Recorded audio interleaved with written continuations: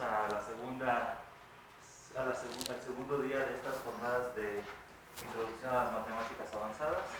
Es un gusto presentar a Cristian Garay. Él es egresado de aquí de FM, después hizo su maestría en STAT, luego estuvo en París haciendo el doctorado, luego anduvo vagando por Brasil y ahora es investigador en el CIMAD Guanajuato. Entonces, Cristian nos va a hablar hoy de matroides y geometría algebraica. Gracias, Cristian. Muchas gracias, Adrián. Gracias por estar aquí tan temprano. Yo les voy a hablar un poco de dos conceptos que a mí me gustan mucho. Uno es la combinatoria y otro es la geometría algebraica. Es lo que más me gusta de las matemáticas. Y evocando un poco una charla de César Lozano hace 4 años, donde él nos habló de las matemáticas de un medalla Fields de aquel entonces, Karcher-Birkar, que estaba trabajando sobre el problema de modelo mínimo, que es el problema de Mori.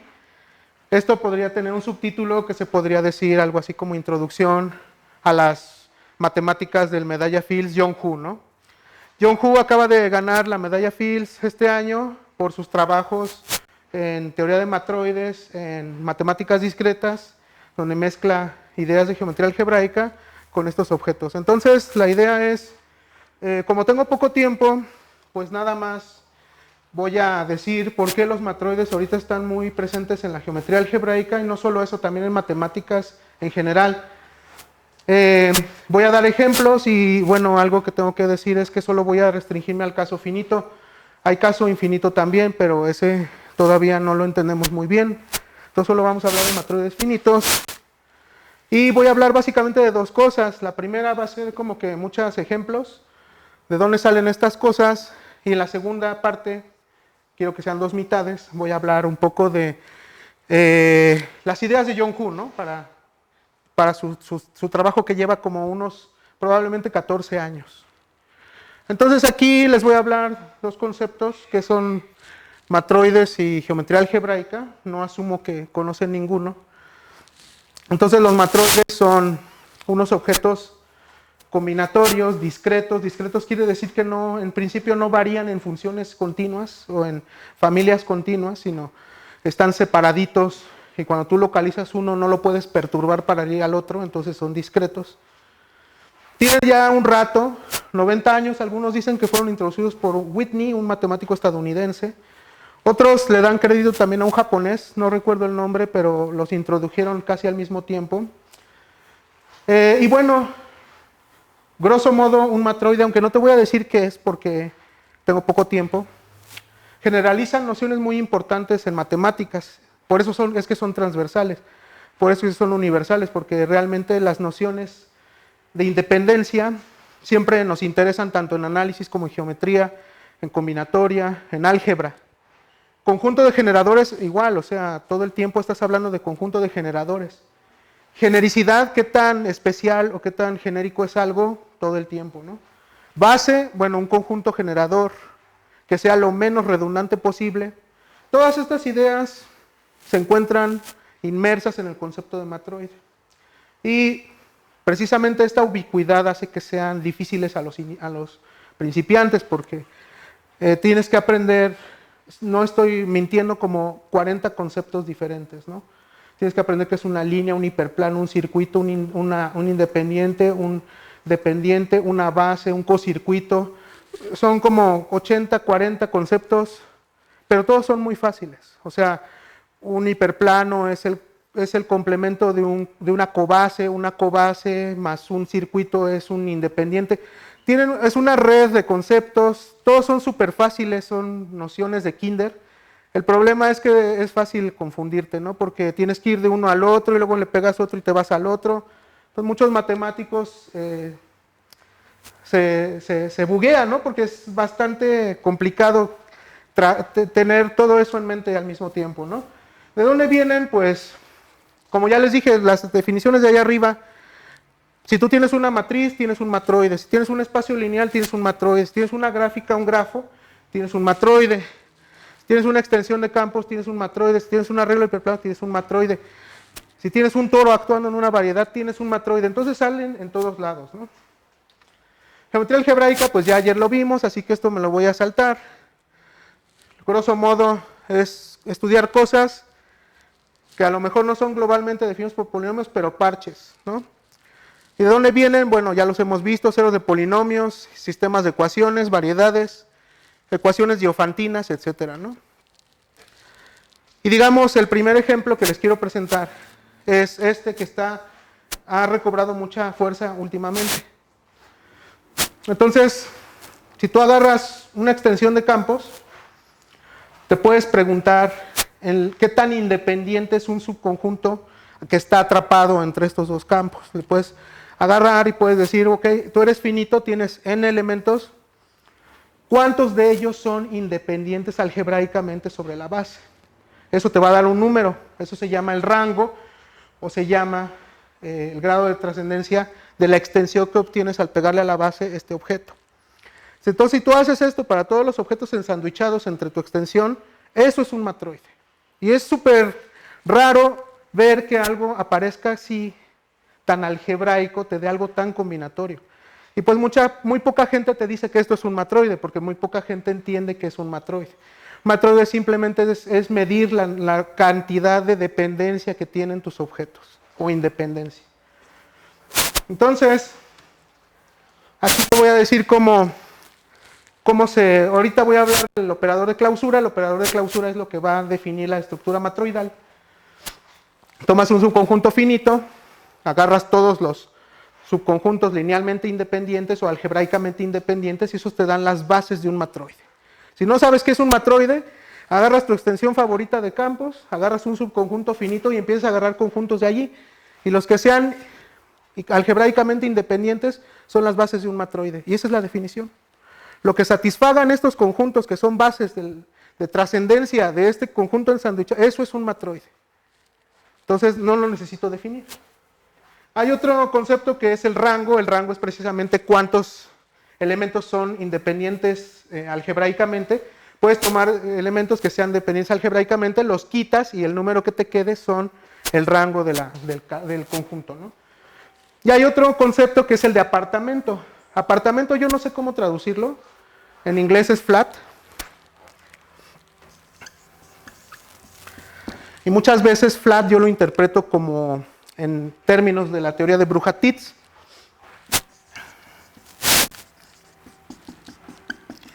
Que ellos tienen una teoría de edificios y a los objetos que se llaman flats les llaman apartamentos en español, ¿no?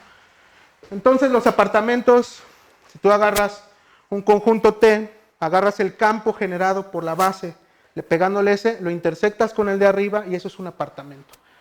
Lo que te estoy diciendo es que este matroide se puede definir como los conjuntos algebraicamente independientes o los apartamentos que obtienes al intersectar con el campo esta extensión de campos. Es lo mismo, te da la misma información. Entonces hay un paper que me gusta mucho, es este, de Evans y Hrushevsky. Es del 89, se llama Planos proyectivos en campos algebraicamente cerrados. Y es una sorpresa ver que en álgebra conmutativa están apareciendo los matroides. Pero otra vez no saben que son matroides, les llaman operadores de clausura o les llaman operadores de cerradura. Y apenas se me quedó, o sea, acabo de ir a una escuela en Oaxaca donde hablaron mucho de operadores de cerradura y básicamente lo que te interesa es que tienes una extensión de anillos conmutativos, probablemente con identidad. Y de repente tienes aquí un objeto ensanduichado y le quieres calcular el superobjeto que tenga la mejor propiedad, ¿no? El superobjeto con una propiedad más pequeño que haga algo. Entonces son las cerraduras. Y uno de los conceptos que están trabajando ahorita, por ejemplo aquí existe otro acá que lo contiene y tiene una propiedad universal, ¿no? Que por ejemplo si es completo y hay otro completo que lo contiene, entonces contiene esta completación. O si es tight closure, quiere decir que es como que una intersección de primos o una intersección de primarios. Entonces se están dando cuenta en álgebra conmutativa que los operadores de cerradura son muy interesantes, ¿no? Y los operadores de cerradura son matroides. Entonces ahí está la definición. Un operador de cerradura es algo que se te pudo haber ocurrido a ti, porque si ya llevaste topología, son propiedades de un operador de cerradura en topología, o sea, es un mapeo de la potencia a la potencia, de tal manera que Y está contenido en su cerradura. Si un conjunto está en un cerrado, entonces el cerrado que lo contiene está contenido en ese cerrado. Cerradura es idempotente, cerrar un cerrado no te añade nada. Y el más misterioso es el 4. El 4 es el que nos separa de la topología de la combinatoria, porque el 4 es el que se llama la propiedad de intercambio. La propiedad de intercambio tiene muchísimos nombres porque mucha gente ha estudiado esto en diferentes contextos. Lo ha estudiado en complejos simpliciales, lo ha estudiado en combinatoria, lo ha estudiado en topología, en muchas cosas, ¿no? Pero el operador de cerradura, bueno, la operación 4, que es la de intercambio de elementos, te dice que si tienes un elemento en la cerradura de un conjunto más otro cuate, pero no está en la cerradura del conjunto, entonces el otro cuate se mete en la cerradura. Y este tipo de propiedades de intercambio son las que te dicen que hay como que una democracia. Aquí X e Y se supone que son iguales. Si está en la cerradura del otro, pero no está en la cerradura del conjunto, entonces puedes cambiar sus papeles. Y digamos, esto es lo más difícil de probar. En los ejemplos que te acabo de dar de las extensiones de campos y todo eso, lo más difícil de probar es la propiedad de intercambio. Todo lo demás es bien fácil. Una base de trascendencia, una base de trascendencia, una base de trascendencia, etcétera, ¿no? Entonces, el axioma de intercambio es el más geométrico. Y te digo, como los matroides amasan nociones de gráficas, de espacios lineales, de matrices, pues vas a tener un buen de conceptos reflejados aquí. Por ejemplo, conceptos de espacios vectoriales que puedas sentir en matroides, independencia lineal. O conceptos de grafos que puedas ver reflejados en matroides, árboles generadores. Todo eso se refleja en matroides, pero de una manera velada, porque digamos que es como que estamos poniendo todo encima. Es un sándwich de muchos objetos, de muchos conceptos, y cuando le muerdes, pues sientes un sabor particular, pero se mezcla al mismo tiempo con los demás. Entonces aquí hay una parte que es geométrica, ¿no? Porque la propiedad de intercambio se puede interpretar como una colección de relaciones de incidencia. Es decir, cuando un punto está en una línea, cuando una línea está en un plano, cuando un plano está en un volumen, etcétera, ¿no? Entonces la relación de intercambio te dice que si tienes una línea en el proyectivo y dos puntos allí que no estén en la línea, entonces un punto está en el generado de la línea con el otro punto, sí, solo sí, cuando tú cambias el lugar pasa lo mismo y sí, solo sí, los tres objetos son coplanares. Entonces una forma de axiomatizar esa condición geométrica de forma que no dependa de un contexto concreto es la relación de intercambio. Si tienen dudas me pueden preguntar, ¿eh? Entonces, los matroides, como te digo, no es posible que no te los defina, pero al menos vamos a sentir qué son, ¿no? Y voy a hablar ahorita de algo que me gusta muchísimo, que es en lo que estoy trabajando un poco, que son los politopos. Otra encarnación de los matroides son los politopos. Son ciertos politopos que se llaman politopos matroidales. Y estos tienen que ver con grupos de Coxeter. Grupos de Coxeter son bien fáciles. Agarras un espacio lineal, Rn, agarras una colección de hiperplanos, 7, 8, los que tú quieras, y te fijas en las simetrías de reflejar por los hiperplanos. Entonces, por ejemplo, si agarras un espejo así, otro espejo así, el grupo que vas a generar va a ser de orden 4 o 2 de orden 2, va a ser esta reflexión, luego esta reflexión y luego la reflexión compuesta. Esto te da ciertos grupos como el diédrico, como el hiperoctaédrico, o te da el grupo simétrico, dependiendo de cómo sea tu arreglo de hiperplanos. Entonces el ejemplo más fácil es agarras R2 y agarras el eje Y y el eje X. Y entonces vas a generar un grupo donde la primera reflexión sea esta y la segunda reflexión sea esta. Entonces estos son dos generadores de orden 2 y luego una fórmula de cómo interactúan los tres, ¿no? Es decir, primero reflejas con sigma, luego con tau, luego con sigma, obtienes menos sigma. Entonces hay una relación que no me sé, nunca me he aprendido, pero eso es una presentación de estos grupos. Es el más fácil, es un diédrico, son las simetrías de un cubo o de un cuadrado, ¿no? Las simetrías de un cubo también están, etcétera.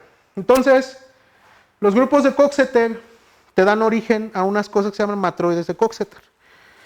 Y en particular, cuando tu grupo de Coxeter es el simétrico, estos son los matroides que he discutido desde el principio. Entonces hay diferentes sabores de matroides, ¿no? De matroides dependiendo de un grupo de Coxeter. Entonces los grupos de Coxeter es donde empieza la teoría de grupos de diagramas de Dynkin y todo esto. Hay de varios tipos, hay de varios sabores. Tienes aquí grupos de Coxeter y están los de tipo A, los de tipo B, los de tipo C, los de tipo D y otros de otros tipos que tampoco me sé. Entonces los de tipo A tienen un cierto diagrama, tienen una cierta simetría. Los de tipo B tienen un cierto diagrama, una cierta simetría, etc. Entonces dependiendo de dónde cae tu grupo de Coxeter es el sabor del matroide. Y si cae aquí tienes el simétrico y el sabor es el de lo que he venido hablando hasta este momento. Lo que quiero decir aquí es que hay otros sabores que aparecen con otros grupos de Coxeter que no necesariamente son estos.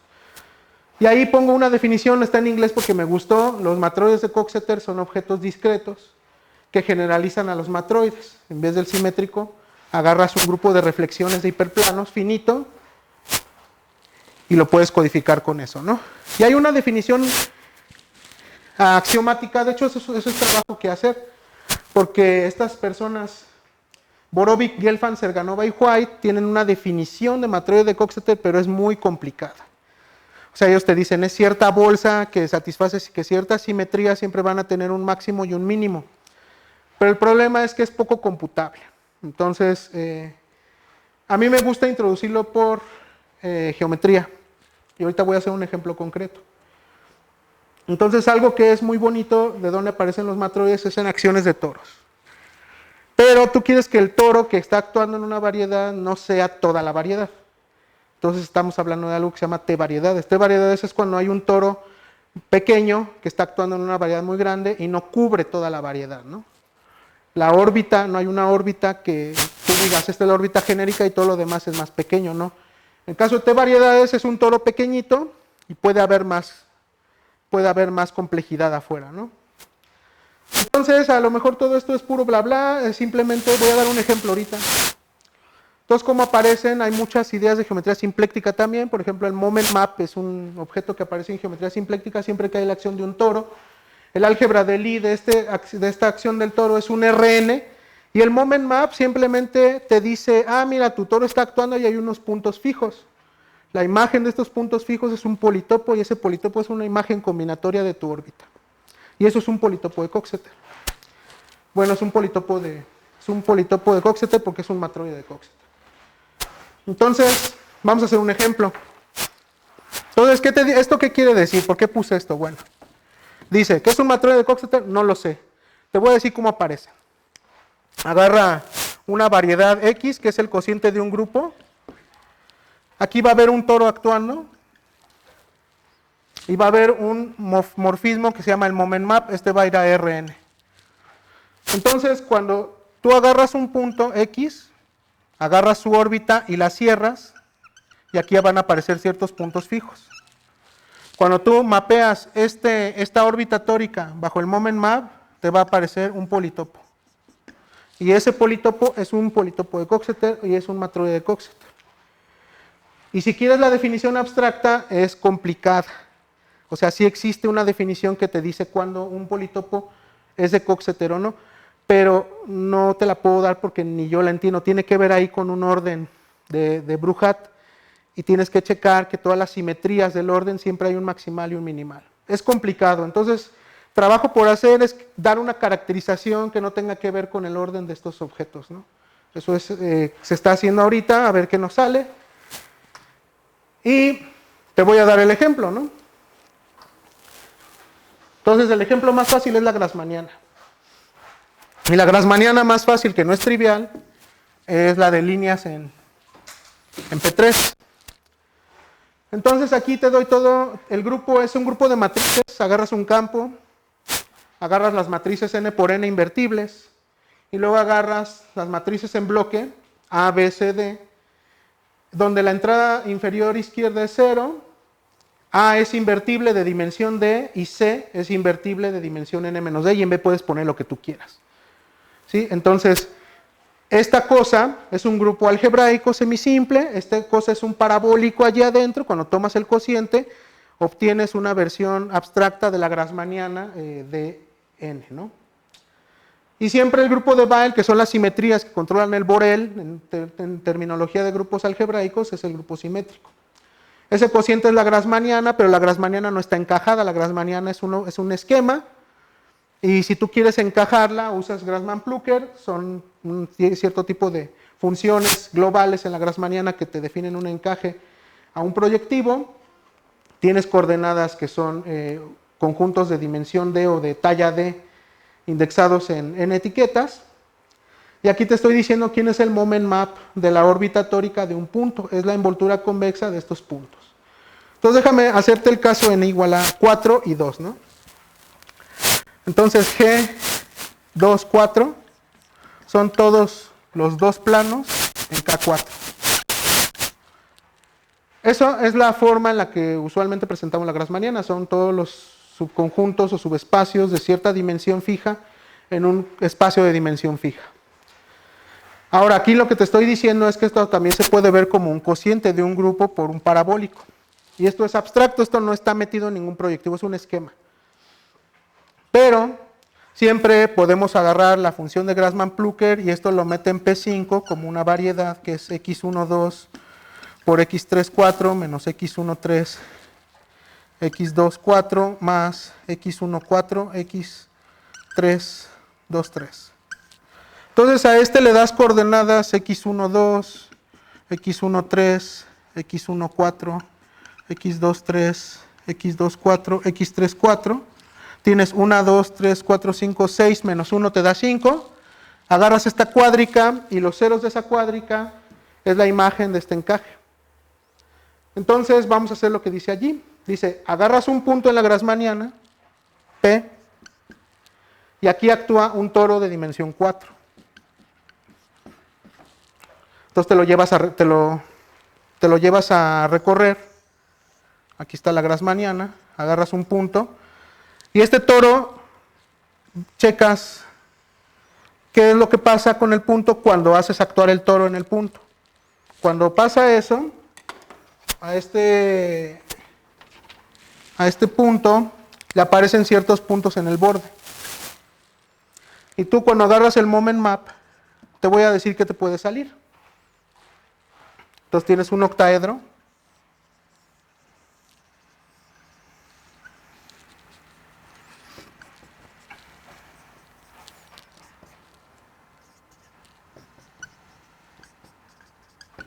Y ahí te dice que la envoltura convexa de las coordenadas de Grassmann-Plücker que toque la órbita tórica es la imagen del mapeo de momentos. Entonces, por ejemplo, si tu órbita tocó todos menos este, entonces lo que te va a quedar es una pirámide. Gracias. Entonces te queda una pirámide. Y lo que estoy diciendo es que esa pirámide es un matroide.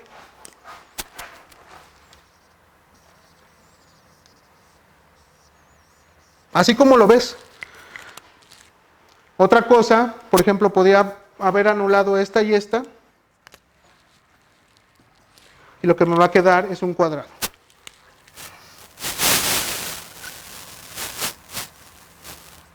Y esos son otra presentación de los matroides de Coxeter. Entonces los matroides pueden ser bases independientes, circuitos, hiperplanos, politopos.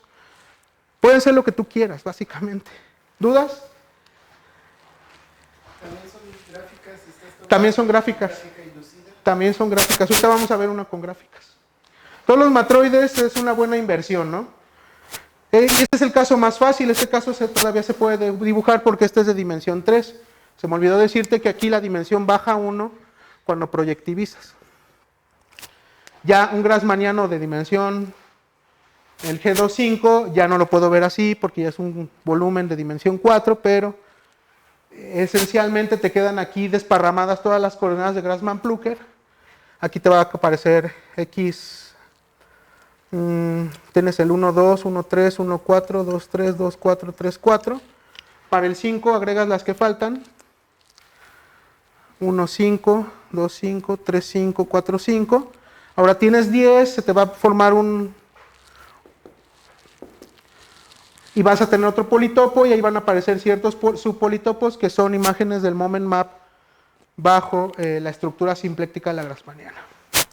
Obviamente no estoy diciendo gran cosa, pero mi objetivo es mostrar la diversidad, ¿no? Y ahora voy a hablar un poco de arreglos de hiperplanos. Arreglos de hiperplanos es lo que usó John Hu para su teoría. Entonces vamos a hacer una conexión de matroides con arreglos de hiperplanos. Y ya, creo que es lo último de la primera parte. Entonces, los matroides tienen conexión con retículos. Un retículo es un conjunto parcialmente ordenado que tiene siempre un supremo y un mínimo. Entonces, el ejemplo más fácil de retículo es la potencia de un conjunto finito, ¿no? Entonces, tienes aquí el vacío, el 1, el 2, el 3, el 1, 2, el 2, 3, el 1, 3 y el total. 1, 2, 3. Y los ordenas por contención.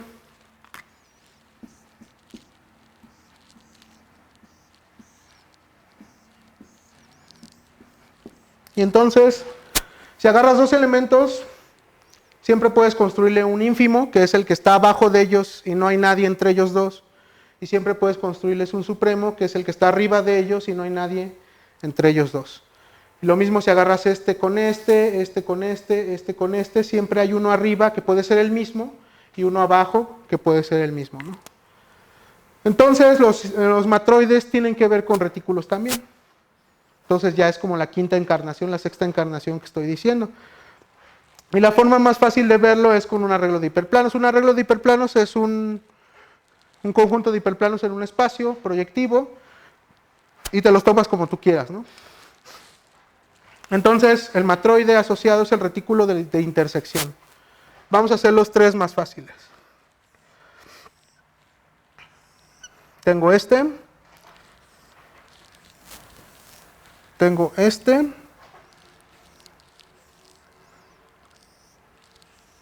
Tengo este. Entonces son 4 líneas en P2. Las voy a numerar. Esta es la 1, 2, 3, 4. 1, 2, 3, 4. 1, 2, 3, 4. Entonces el retículo de intersección es ir poniendo las etiquetas de los elementos que se intersectan en todas las intersecciones del retículo o del arreglo de hiperplanos. Por ejemplo, aquí vas a poner el vacío, luego vas a poner el 1, 2, 3, 4, porque ellos son elementos libres, o sea, cada uno es intersección de él con ningún otro. Luego vas a agarrar las intersecciones dobles. Entonces, por ejemplo, esta y esta. Son todas las intersecciones dobles. Fíjate que aquí está el 1, 2, el 1, 3, el 1, 4, el 2, 3, el 2, 4 y 3, 4. Son 6. 1, 2, 3, 4, 5, 6. 1, 2, 3, 4, 5, 6. Y ya no hay más intersecciones. Ya no hay intersecciones triples y no hay intersecciones cuádruples. Entonces pongo hasta arriba el conjunto total.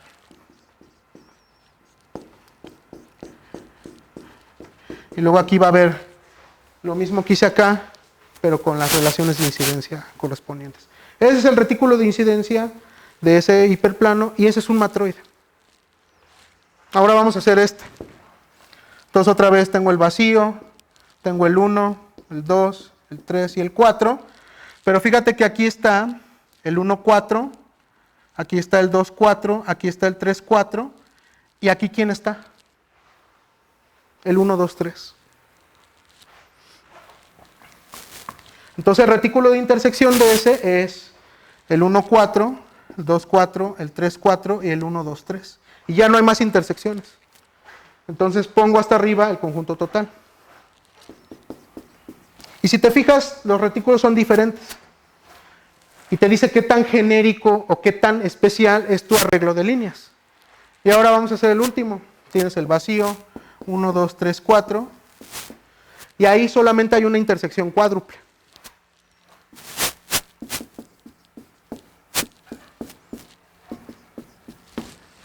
Esos son todos los matroides que vienen de arreglos de hiperplanos en 4 líneas en P2.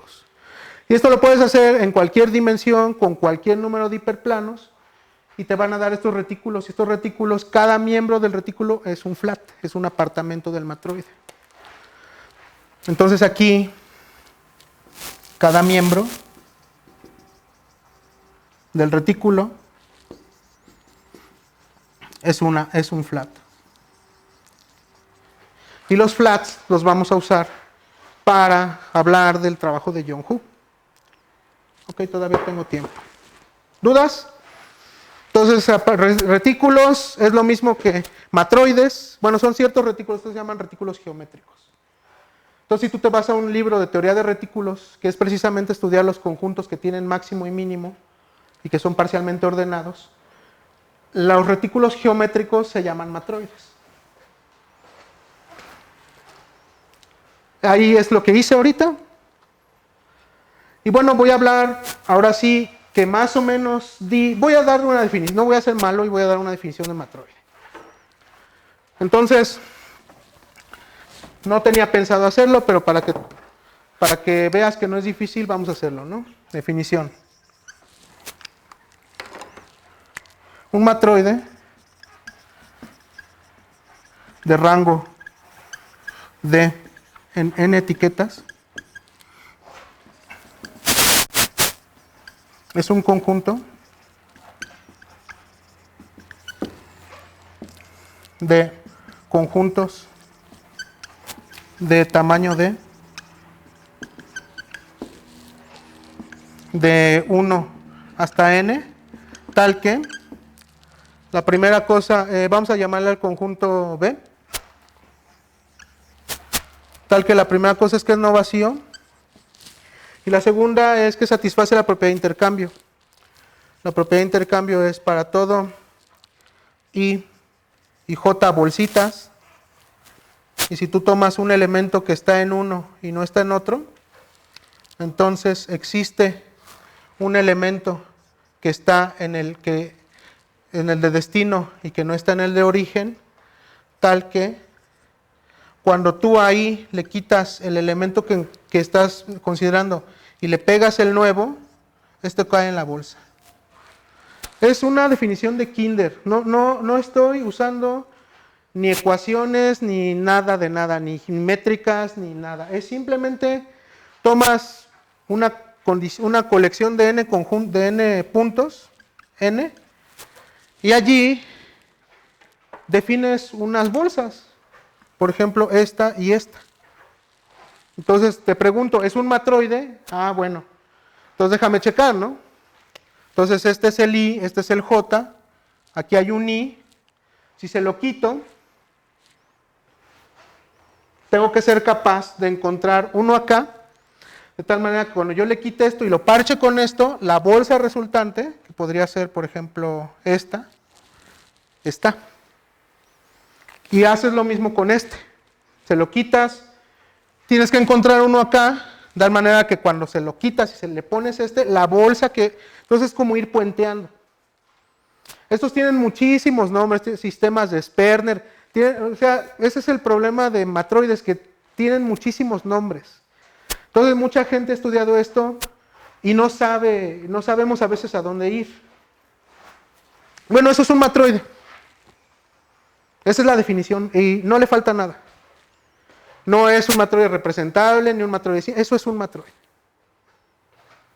Ahora sí, voy a pasar a la parte sabrosa de la plática, porque tú dirás, bueno, ¿dónde está la geometría algebraica? Ya te la presenté un poco con grupos algebraicos, un poco con arreglos de hiperplanos, pero ahora vamos a hablar de cómo se le ocurrió a John Hu usar estas dos cosas, mezclarlas y hacer esa teoría tan bonita que tiene. Entonces, la teoría de Hodge es algo que cuando alguien te lo dice te da miedo, ¿no? Porque teoría de Hodge tiene una fama muy pesada, o sea que es para gente que hace cosas muy complicadas. Y pertenece a la geometría algebraica compleja. Es una teoría muy bonita, pero muy complicada, ¿no? Pero cuando la entiendes, realmente te das cuenta que es sobre cierta estructura que le pones a los espacios vectoriales complejos, ¿no? Es algo que puse allí. Entonces, John desarrolló un poco estas ideas con esto de matroides para probar algunas conjeturas en combinatoria que llevaban rato abiertas, ¿no? Entonces vamos a empezar otra vez con objetos discretos. Aquí hay gente que sabe de objetos discretos, entonces sabemos que es una gráfica. Una gráfica es un conjunto de vértices unidos por un conjunto de aristas y no le estoy poniendo nada más, ¿no? Entonces, el objeto básico aquí es una coloración. Una coloración es, cada vértice le pones un color, lo puedes etiquetar con un número de colores C, y lo único que pides para que sea una coloración propia es que si dos vértices están unidos por una arista, no pueden compartir el mismo color. Entonces, hay un polinomio. Bueno, te preguntas, a ver, tengo una gráfica y quiero contar cuántas coloraciones propias con 3 colores tiene esta gráfica. Te sale un número, puede ser 0. Ahora, ¿cuántas coloraciones con 4? Te sale otro número. ¿Cuántas coloraciones con 5? Te sale otro número. Y es algo como lo que hizo Yuriko ayer. Es una función contadora. La función contadora de ella era la dimensión de un cierto módulo. Aquí cuentas coloraciones propias. Y Birkhoff se dio cuenta de que esto era un polinomio. Es decir, que existía un polinomio de tal manera que cuando tú evaluabas en el número de colores te entregaba el número de coloraciones propias. Y ese se llama el polinomio cromático. Y entonces la gente calculó un buen de polinomios cromáticos. Obviamente, pues, tu polinomio, ¿cómo se ve? AN, T a la N más AN menos 1, T a la N menos 1 más bla bla bla más A0, ¿no? La gente calculó un buen de polinomios cromáticos y se dio cuenta de un fenómeno muy interesante, que era unimodular. Unimodular quiere decir que los coeficientes en valor absoluto forman una montaña. Entonces empiezas abajo, vas creciendo monótonamente y en un momento llegas a la cima y vuelves a bajar. Entonces la gente se apasionó, dijo, ¿será que todos los polinomios cromáticos satisfacen esto? Era una conjetura abierta y claro, pues nadie tenía una idea de cómo hacerlo, ¿no? Entonces John Hu lo probó hace 10 años. Dijo, todos los coeficientes de cualquier polinomio cromático de cualquier gráfica son unimodulares, es decir, suben y bajan. Entonces, ese fue el inicio de sus trabajos con geometría algebraica. Entonces, nada más un ejemplo, esto lo puedes hacer en casa. Si tienes la gráfica completa, el polinomio cromático se ve así. ¿Por qué?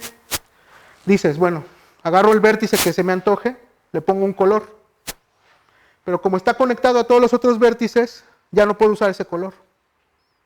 Entonces agarro otro vértice y le pongo otro color menos el que ya tenía. Y luego repito lo mismo, como agarro otro vértice, pues está conectado a todos, ya no puedo usar ni el primero ni el segundo, pues uso el tercero. Entonces es el polinomio cromático de la gráfica completa. ¿Dudas? Bueno, entonces hay un buen de conjeturas, ¿no? O sea, en matemáticas discretas, cada que tienes un polinomio, te interrogas sobre la naturaleza de sus coeficientes. Entonces había una conjetura más famosa que la de Birkhoff, que es la de Rota-Welch. Rota-Welch decía lo mismo, bueno, no agarras una gráfica, agarra un matroide, ¿no? Y asóciale un polinomio. Pero, oh, sorpresa, ¿qué polinomio le vas a asociar si ahora ya no tienes una gráfica para colorear? O sea, antes tú tenías una gráfica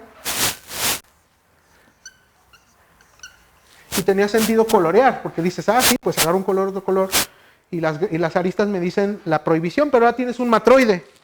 Tienes una bolsa, tienes otra bolsa, otra bolsa. ¿Qué es colorear un matroide?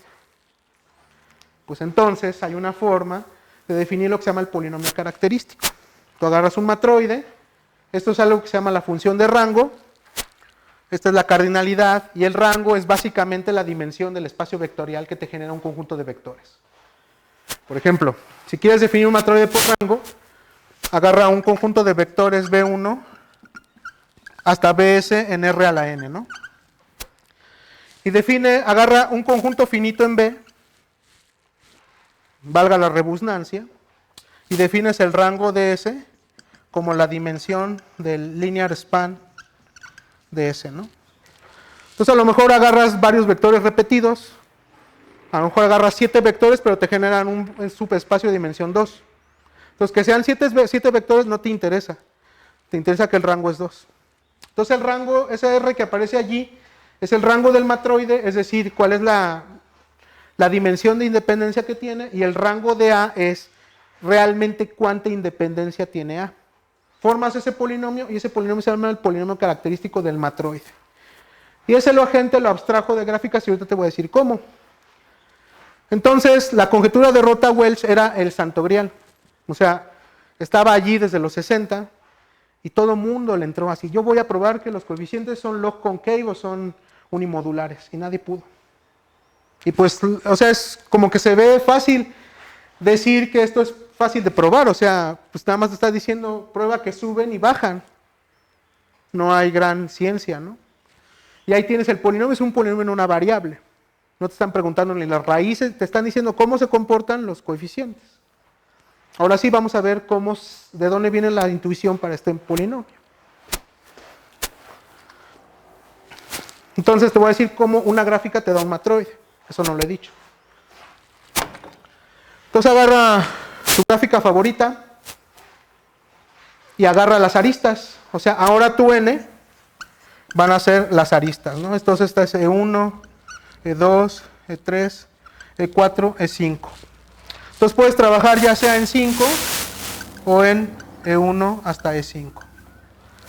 Y ahora te voy a dar axiomas por independientes, que es lo mismo que bases, que es lo mismo que circuitos, que es lo mismo que todo lo que te he dicho hasta el momento. Es un conjunto de aristas, es independiente si no forma un ciclo en la gráfica. Entonces, por ejemplo, el E5, E4 lo metes a la bolsa de independientes. Pero el 1, 2, 3 no es independiente porque forman un ciclo. Y eso es un matroide. Ahora, ¿qué pasa si sacas el polinomio característico del matroide inducido por el grafo o por la gráfica? Pues esa es la relación. El polinomio característico, el polinomio cromático de esa gráfica es t veces elevado a las componentes conexas de la gráfica por el polinomio característico del matroide. Todo lo que te está diciendo es que el polinomio característico del matroide es más general que el polinomio de la gráfica, porque todos los polinomios cromáticos de gráfica se pueden ver como polinomios de matroides. Entonces es así como todas estas conjeturas se fueron apilando. ¿Dudas? Entonces esta relación es una belleza. Porque no puedes colorear matroides, pero te está diciendo si tu matroide viene de una gráfica, sí tiene que ver con coloraciones. Ya voy a acabar. Entonces, pues aquí sí me voy a volar la barda. Lo bueno que hay gente que sabe, que va a poder leer la cartilla. Por allá de los 40, André Weil empezó el estudio de funciones Z de variedades sobre campos finitos. Y pues estaba muy presente lo del caso complejo, la cohomología de la analitificación de las variedades complejas, te daban fórmulas racionales como las que vimos ayer con Yuriko, que decía, agarro una función contadora y hay un teorema de ser. ¿Con quién? Eran dos personas, era Ser, supongo que Hilbert, que decía, esto es una función racional. Y eso es algo muy recurrente en geometría algebraica, en teoría de números. Empaquetas una información en una serie y lo más probable es que si esto tiene origen geométrico, lo que te dé sea una función racional. Entonces eso en el caso complejo pues no es complicado porque tienes topología, tienes cosas continuas en las que te puedes mover, puedes deformar, puedes construir ciclos, puedes construir cadenas, puedes construir homología, pero en campos finitos eso no se puede. Entonces las conjeturas de Weil decían, si un día llegamos a tener una cohomología de manera que sea válida para objetos discretos, que son puntos racionales de variedades sobre campos finitos, vamos a poder probar que esto es una función racional. Entonces era un deseo. Es si algún día llegamos como humanidad a crear esto, vamos a poder probar esto. Esa era su visión. Y Grothendieck y su escuela dijeron, bueno, pues yo te voy a dar eso. Y bueno, ahí está Dwork y mucha gente que me estoy saltando, una disculpa. Pero pues se materializó 20 años después, está la cohomología tal. La cohomología tal hizo ciertas las ideas de Weyl, creó una teoría de cohomología donde estas funciones empaquetadoras podían ser interpretadas como puntos fijos bajo un automorfismo y la racionalidad se pudo probar por esta visión. Entonces, Karima Di Prassito, John Hu y Eric Katz en 2015 dijeron, pues si tenemos una teoría de geometría algebraica o relaciones de Riemann-Hodge o un anillo de cohomología para un matroide, vamos a poder probar que esto es unimodular. Es un paralelismo. Ellos dijeron, si tenemos esto, entonces pasa esto. Y lo lograron. Hace 7 años. Hace 7 años dijeron, mira, sí existe un anillo de cohomología para un matroide. Y gracias a las propiedades de este anillo, podemos probar que esta sucesión es log concave o es unimodular. Y ese fue el trabajo que hicieron en 2015. Todavía tengo un poco de tiempo. Entonces otra vez insisto sobre la importancia que es la intuición, ¿no? La intuición, nada más que aquí se tardaron menos. Pero ellos dijeron, bueno, si tuviésemos un anillo de cohomología podríamos probar esto. Pues vamos a hacer el anillo de cohomología. Y bueno, lo que hace que la teoría de John Hu, Karima Di Prassito y Eric Katz funcione son las relaciones de Hodge-Riemann que vienen en la teoría de Hodge y es el teorema duro de Lefschetz, que aquí se los estoy poniendo. No sé cómo traducirlo en español. Si tienes una dimensión proyectiva compleja, tienes dualidad de Poincaré si esta cosa es suave, pero más aún el teorema fuerte de Lefschetz dice que la clase del hiperplano que vive en nivel 2, cuando tú multiplicas por potencias de ellas, ese es el isomorfismo que te da la relación de Poincaré. Entonces esto quiere decir no solo topológico, porque topológico lo de Poincaré se cumple cuando es suave, pero aquí tienes una estructura compleja. Entonces el teorema duro de Lefschetz te dice esa simetría está asegurada por una multiplicación por una cierta clase, es la clase del hiperplano. Entonces John Hu y sus colaboradores dijeron, bueno, tenemos que encontrar la clase del hiperplano en el anillo del matroide. Tenemos que probar que se cumple Hart-Lefschetz. Porque el anillo de cohomología, los números de Betti son los análogos de estas cosas. Y por dualidad de Poincaré, pues tú sabes que los números de Betti de las variedades suaves hacen esto. Porque están reflejados. El diamante de Hodge te dice que está gordito de la mitad y está flaco de abajo. Entonces son unimodulares. Esa fue la visión que ellos tuvieron. Y ya para ir acabando, te voy a decir cómo se hace el anillo. Y es súper bonito. O sea, tú dirás, ay, cohomología, grupo de Chau. Mejor me salgo, ¿no? No voy a entender nada. Es una cosa combinatoria. Entonces, hay que darle crédito. Yo se me olvida mucho darle crédito a la gente, no es por grosero, sino es por tonto. No soy capaz de trazar tantas referencias. Entonces les pido una disculpa si olvido algún nombre.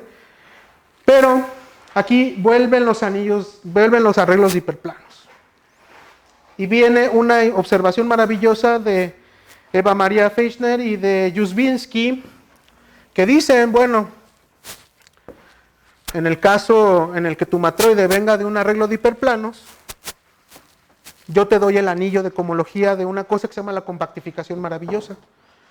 La compactificación maravillosa la introdujeron dos italianos, que es de Concini y Procesi, y es una compactificación de un complemento de arreglos de hiperplanos que tiene propiedades muy bonitas, combinatorias.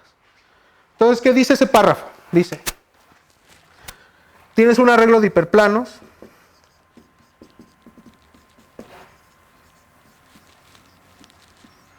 y todo esto es complejo.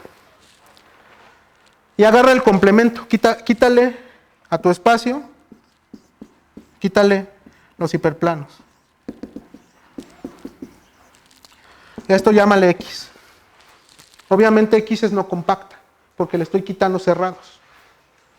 Entonces de Concini y Procesi dijeron, ¿será que puedo compactificar X de la mejor manera posible, solamente usando la combinatoria del arreglo de hiperplanos? Y la respuesta es sí. Entonces, existe una compactificación suave que se llama la compactificación maravillosa.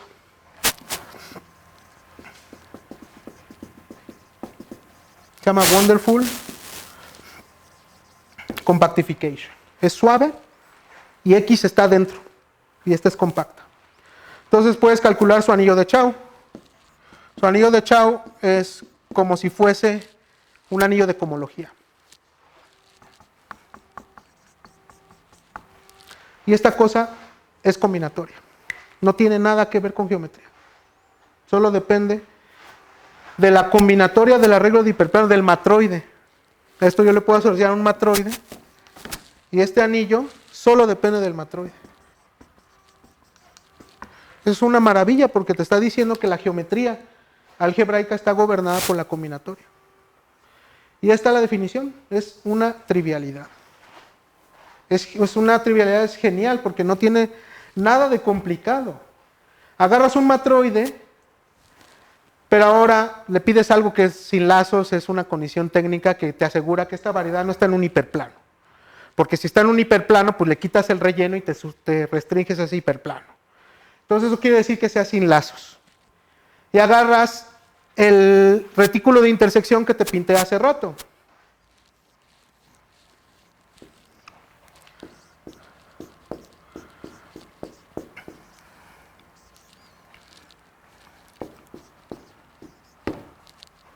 Este es 1, 2. Este es 1, 3. Este es 1, 4. Y este es 2, 3, 4. Y aquí está el todo, ¿no? Agarras ese retículo y lo pelas por arriba y por abajo. Le quitas como si fuera una piña, ¿no? Le quitas la corona y le quitas la tapa. Y te quedas con esos son los flats, esos F. Este es F'. Y estos son los F en F'.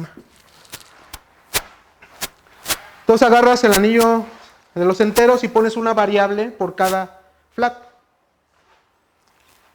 Y eso es un anillo libre y generas cocientas por dos relaciones. La primera es que si agarras un elemento, si agarras el 1, la suma sobre todos los flats que tienen al 1, bueno, aquí tienes que agarrar 2, ¿no? Por ejemplo, agarras el 1 y el 4. Entonces la suma de todos los flats que contienen al 1 es lo mismo que la suma de todos los flats que contienen al 4. Entonces esto te da una relación en ese anillo. Ese anillo, ¿cuántas variables va a tener? Va a tener 1, 2, 3, 4, 5, 6, 7, 8. Entonces vas a formar Z de X1, X4, X12, X13, X14, X2, 3, 4. Y luego vas a meter ahí una relación, que es la suma de todos los que tienen al 1. ¿Cuáles son los que tienen al 1? Es este y este. Entonces, X1 más X12 más X13 más X14 es lo mismo. Ahora agárrate el 4, por ejemplo, que la suma de este más este, ¿no? Y este. Que X4 más X14 más X234. Y haces esta relación para cada pareja de elementos de tus etiquetas. Y la segunda relación es, si dos no están relacionados por una relación de orden, su producto es 0. Entonces, como el 1 no está relacionado con el 2, 3, 4, metes la relación X1 por X2, 3, 4 igual a 0. Y ya. Ese es el anillo de cohomología de un matroide. Y generaliza el caso en el que tu matroide viene de un arreglo de hiperplanos. Porque si viene de un arreglo de hiperplanos, puedes darle una interpretación geométrica. Pero si no viene de un anillo de hiperplanos, ¿qué? Ahora, este anillo lo sacó de Concini Procesi, entonces ya estaba hecho. Lo que hicieron John Hu, Karima Di Prasito y Eric Katz fue probar que esto es un anillo de Hodge. Fue probar que esto es geométrico, que las relaciones de Riemann-Hodge y que el teorema duro de Lefschetz se satisfacen en este anillo, aunque no venga de la geometría algebraica. Eso quiere decir que las relaciones de Riemann-Hodge y el teorema duro de Lefschetz para este tipo de anillo es combinatorio, no es geométrico. Y eso fue lo que probaron ellos. Eso no se sabía. Y dijeron, ya acabamos, porque eso nos da dualidad de Poincaré y nos da unimodularidad de los coeficientes del polinomio característico de un matroide, que era la conjetura de Rota-Welch. Se acabó, lo probaron y medalla Fields. Y ya para acabar, matroides tienen muchísima potencial, ¿no? Son algo que está muy activo, no son difíciles. Los puedes hacer interactuar con prácticamente lo que tú quieras, extensiones de campos, variedades algebraicas, grafos, arreglos de hiperplanos. Y pues nada más le rascas un poquito y te sale algo, ¿no? Acciones de todos en grafos, digo en variedades algebraicas. Y nada más, para terminar, esta plática la basé en una serie de artículos muy bonitos. O sea, lo bonito de la rama es que hay gente muy dedicada a hacer que entendamos. Entonces, estas personas, recomiendo mucho el artículo de Matthew Baker, se llama Hodge Theory in Combinatorics, es de hace 5 años. Si quieren, cualquier artículo se los puedo pasar. Me basé, 90% de esta charla está basado en ese artículo. Ahora, la parte de matroides de Coxeter es un libro reciente de Borovic, Gelfand y White, se llama Coxeter Matroids, también te lo recomiendo mucho, es muy bonito y muy lisible. Si te interesa el caso de matroides infinitos, que todavía no lo entendemos bien, pero está activo también, hay un paper que es de Brun, Distel, Crisel y algunos otros, que se llama Axioms for Infinite Matroids. O sea, realmente ir de lo finito al infinito sí es complicado. Otro maravilloso artículo del 2014 es de Eric Katz, Matroid Theory for Algebraic Geometers. Precisamente es esta vena misma de Category Theory for Working Mathematician, Analysis for quién sabe qué, o Machine Learning for bla, bla, bla. O sea, siempre es alguien que escribe para alguien, ¿no? Entonces, el artículo de Katz supone que eres un geómetra algebraico y que no sabes matroides, pero que quieres ir para allá. Entonces, te explica en lenguaje de geometría algebraica cómo interpretar los matroides.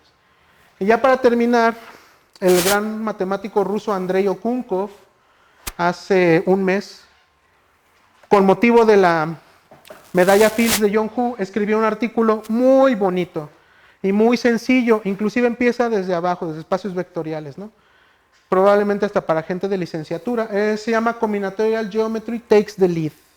Entonces, estos 5 artículos, hay más obviamente, pero estos son los que yo recomiendo, los que creo que son más nutritivos, pueden ser una buena motivación para entrarle al problema, ¿no? Y bueno, pues yo creo que sería todo. Gracias.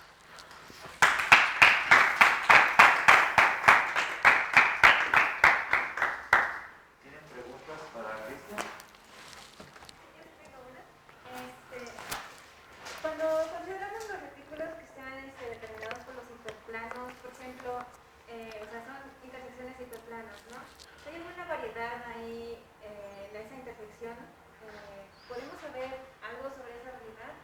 ¿Una variedad determinada por cierta intersección de planos? Sí, técnicamente lo que se trabaja es el complemento del arreglo. Entonces, si tú tienes un arreglo de hiperplanos, si te fijas en el retículo de intersección, realmente eso es una variedad singular, porque tienes un cruce de hiperplanos y mientras más se crucen por un cierto lugar, más singular es. Entonces la pregunta que tú haces es más bien fijarte en el complemento. Tú le quitas esto al proyectivo y te preguntas cómo compactificar el complemento. Entonces ahí la idea es ir explotando de manera ordenada las intersecciones de los hiperplanos para que al final del día te quede algo suave. Entonces, la variedad que es la intersección de hiperplanos es muy singular. Entonces, lo que hacemos es desingularizarla y al final el divisor excepcional se lo pegamos al complemento y esa es la compactificación maravillosa. Y este orden que mencionas es precisamente este, ¿no? Determinado por las intersecciones, el número de intersecciones. Exactamente. O sea, eso viene también de una pregunta de Arnold.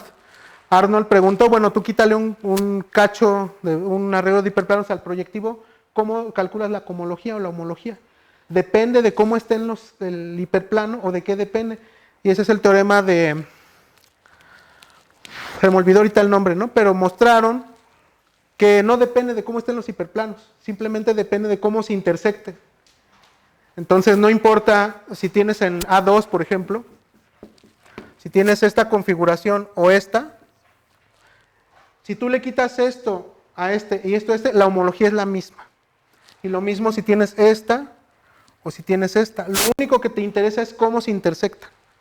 Y eso lo lee el matroide.